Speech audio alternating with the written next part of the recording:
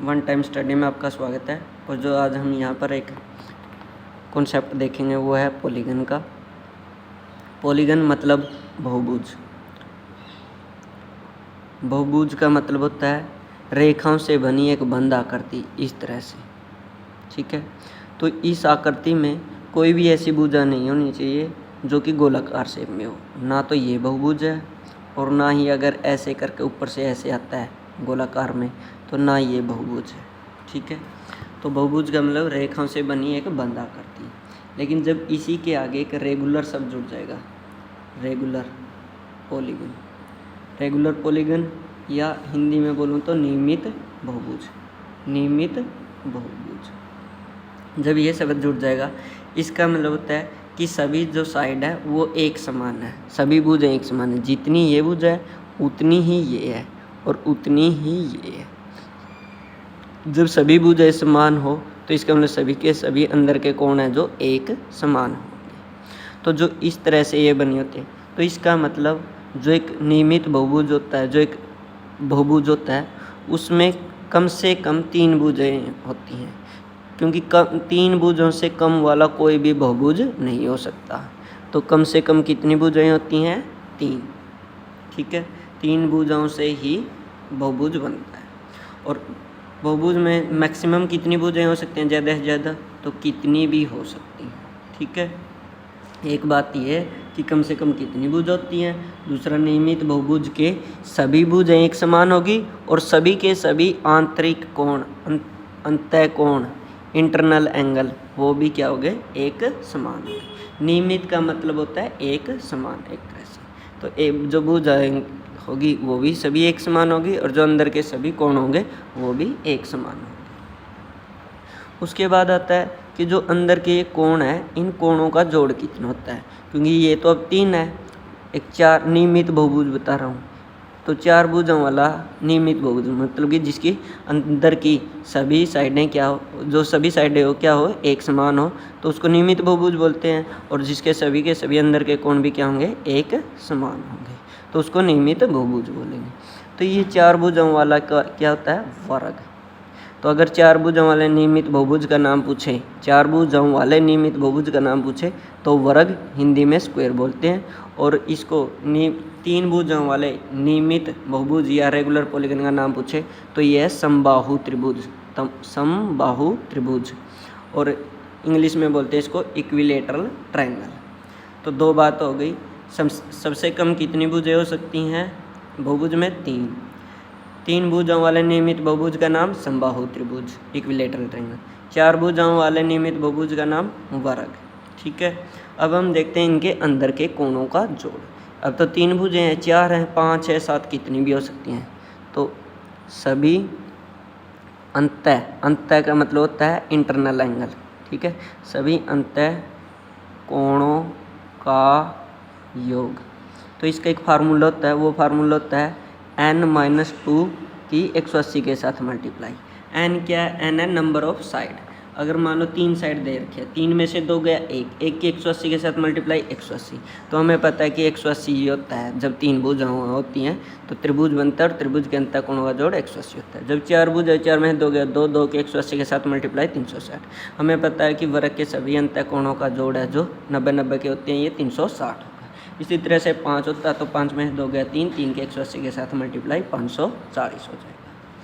ये तो सभी अंतः कोणों का योग आ गया। अब सभी बाह्य कोणों का योग, सभी बाह्य कोणों का योग ये फिक्स होता है। ये कितना होता है? 360 डिग्री, 360 डिग्री। अब अगर हमें किसी बहुभुज के एक बाह्य कोण की वैल्यू ज्ञात करनी है, मान लो ऐसे बोल दे कि एक 5 भुजाओं वाला नियमित बहुभुज है, उसका बाह्य कोण क्या होगा, तो 360 को हम क्या कर देंगे? 5 से भाग दे देंगे। ठीक है, क्योंकि ये तो सभी कोणों का जोड़ है। अगर ऐसे पूछे कि 3 भुजाओं वाले नियमित बहुभुज का एक बाह्य कोण की वैल्यू ज्ञात कर, तो पहले तो मैं ये बता देता हूँ कि बाह्य कोण होता है क्या है। ये होता है इंटरनल एंगल, इंटरनल अंतः कोण। बाह्य कोण क्या होगा? इसको अगर हम ऐसे बाहर ऐसे वो कर दें तो ये बाह्य कोण हो गया। क्या हो गया? ये बाह्य कोण। तो अब अगर ये 60 है तो हमें पता है कि एक लाइन पर बने कोणों का जोड़ क्या होता है 180। तो ये 60 है तो ये कितना हो गया 120। कितना आ गया 120। और वैसे भी मैंने बोल रखा है कि सभी बाह्य कोणों का जोड़ कितना है 360। और हमें एक बाह्य कोण की वैल्यू ज्ञात करनी है तो 360 को क्या कर देंगे 3 से भाग दे देंगे। तो अब मैं बोल रहा हूँ प्रत्येक बाह्य कोण का माप, मतलब कि एक बाह्य कोण का माप निकालना है तो 360/n। अगर भुजों की संख्या 3 है तो 360 को 3 से डिवाइड कर देंगे। भुजों की संख्या 4 है तो 4 से। देखो 360 को 4 से डिवाइड करेंगे कितना आ गया 90। और हमें पता है कि वर्ग में हर एक कोण कितना का होता है 90 का होता है। 360 को 3 से डिवाइड करते हैं, ये 90 का होता है तो एक्सटर्नल एंगल भी कितना का होगा 90 का होगा। बाह्य कोण है जो एक बार यहाँ लिख देता हूँ, बाह्य कोण प्लस में अंतः कोण, इन सभी का की वैल्यू कितनी होती है 180 डिग्री। तो देखो अब अगर चाहे बाह्य दे रखा हो, बाह्य पता आपको अंत निकाल लेंगे, अंत दे रखा है तो बाह्य निकाल लेंगे। मान लो अब अगर ऐसे बोल दे कि 9 भुजाओं वाले एक बहुभुज का प्रत्येक अंतः कोण कितना होगा, तो पहले प्रत्येक बाह्य कोण निकाल लेंगे। 360 को n से डिवाइड कर देंगे तो ये कितने आ गया 40। तो बाह्य कोण की वैल्यू 40 है तो ये 40 इस साइड में आके माइनस हो जाएगी। अंतः कोण की वैल्यू कितनी आ जाएगी 140। मान लो अब ऐसे बोल दे कि एक नियमित बहुभुज है जिसकी भुजों की संख्या 10 है, आपने प्रत्येक बाह्य कोण का माप ज्ञात करना है। तो 360 को 10 से डिवाइड कर देंगे तो 36 आ गया। अब अगर अंतः कोण पूछेंगे तो इसमें रख देंगे। अगर ऐसे पूछे कि 10 भुजों वाले नियमित बहुभुज के सभी बाह्य कोणों का योग क्या होगा, तो सभी बाह्य कोणों का योग कितना होगा 360। अगर सभी अंतः कोणों का योग पूछे तो 10 - 2 8 हो गया, और 8 के 180 के साथ मल्टीप्लाई कर देंगे हम, तो जो भी वैल्यू आएगी यह इसे सोल्व करके। तो ये था एक पॉलीगन बहुभुज का कॉन्सेप्ट। जल्दी में क्विक रिवीजन करवाता हूँ। तो बहुभुज क्या होता है, भुजाओं से बनी एक बंधाकृति होती है, ना कि यह गोलाकार शेप में होती है। ठीक है, तो भुजाओं से बनी हुई। तो पहली पॉइंट ये है कि भुजाओं से बनी आकृति होती है। दूसरा पॉइंट क्या है, एक ऐसे बहुभुज का नाम बताओ, मतलब कि जिसमें कम से कम भुजाएं हो सकते हैं। तो किसी भी बहुभुज में कम से कम कितनी भुजाएं हो सकती हैं, बहुभुज में 3 भुजाएं हो सकती हैं। ज़्यादा से ज़्यादा कितनी हो सकती हैं, कितनी भी हो सकती हैं।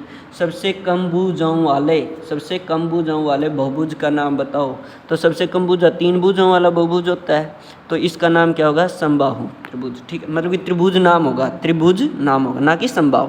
समबाहु कब शब्द जुड़ेगा, जब इसको ऐसे बोल देंगे कि रेगुलर पॉलीगन या नियमित बहुभुज। नियमित का मतलब क्या होता है, सभी साइड एक समान होती है। जब सभी साइड एक समान हो तो उसको हम समबाहु त्रिभुज बोलते हैं। 4 भुजाओं वाले रेगुलर पॉलीगन का नाम क्या होगा, वर्ग होगा। क्या नाम होगा, वर्ग। और अगर 4 भुजाओं वाले सिर्फ पॉलीगन का नाम पूछे तो वो आयत भी हो सकता है, क्योंकि मैंने पॉलीगन बोला है। अगर रेगुलर बोल देता तो फिर तो सभी साइड एक समान होती। अगर रेगुलर या नियमित ना बोले उसके आगे, तो इसका मतलब भुजाएं जो छोटी बड़ी हो सकती हैं वो सिर्फ भुजाओं से बनी एक बंद आकृति होती है ऐसे। ठीक है, तो ये आयत भी हो सकता है। लेकिन अगर रेगुलर शब्द जोड़ दे तो रेगुलर में सिर्फ और सिर्फ एक एग्जाम्पल होगा जो कि हमारा वर्ग होगा इसमें, फिर 4 भुजाओं वाले में। तो 3-4 कॉन्सेप्ट हो गए। सभी अंतः कोणों का जोड़ निकालने का फार्मूला n-2 गुणा में 180। सभी बाह्य कोणों का योग 360 होता है। एक बाह्य कोण का माप ज्ञात करना है तो 360 को n से डिवाइड कर देंगे। मान लो 20 भुजाओं वाले प्रत्येक बाह्य कोण का माप पूछे तो 360 को 20 से डिवाइड कर दो। तो 360 को हम 20 से डिवाइड करेंगे तो 18 वैल्यू आ गई। और 18 वैल्यू जब बाह्य कोण की आ गई तो यहाँ से हम अंतः कोण की वैल्यू निकाल सकते हैं। तो एक यहाँ पे हम मान लो बाह्य कोण की वैल्यू 18 रख देते हैं, तो अंतः कोण की वैल्यू इसमें से 18 माइनस कर देंगे, कितना आ गया 162। तो अंतः कोण की वैल्यू आ गई। तो थैंक यू, मैंने आपका यह कॉन्सेप्ट क्लियर करने की कोशिश की है। आशा करता हूँ आपको समझ में आ गया होगा। अगर ना समझ में आए तो इसी वीडियो को 2 या 3 बार सुने और जो भी पॉइंट्स मैंने बताए हैं उनको अपनी कॉपी पर नोट करते जाएं, तभी आपको जाके बिल्कुल ये कॉन्सेप्ट क्लियर हो जाएगा। और 1 या 2 क्वेश्चन कई बार है जो इस तरह के एग्ज़ाम में देखने को मिलते हैं, सभी कॉम्पिटिटिव एग्ज़ाम में देखने को मिलते हैं। तो थैंक यू।